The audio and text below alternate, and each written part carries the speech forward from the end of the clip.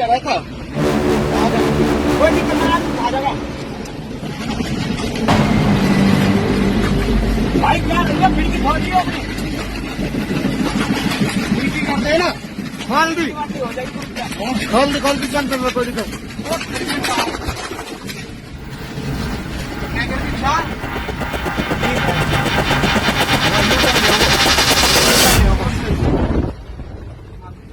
भाई जो भी है वो देखिए टिकट दे